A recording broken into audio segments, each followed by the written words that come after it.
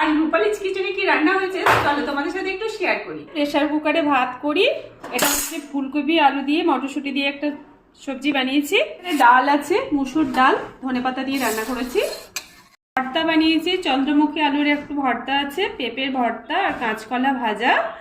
আর এখানে আছে রুই মাছ, তার সাথে মূলো, কপির যে কচি ডাঁটাগুলো হয় সেই ডাঁটা, আলু আর পেঁয়াজ দিয়ে একটা সবজি বানিয়েছি।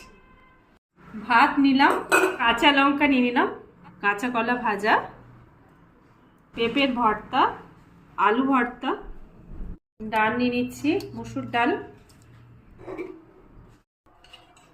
এই যে ফুলকপি মটরশুঁটি আলু দিয়ে যেটা করেছি না, যা সুন্দর খেতে হয়েছে কি বলবো। এইভাবে রান্নাটা আমার হাজব্যান্ড খেতে খুব ভালোবাসে।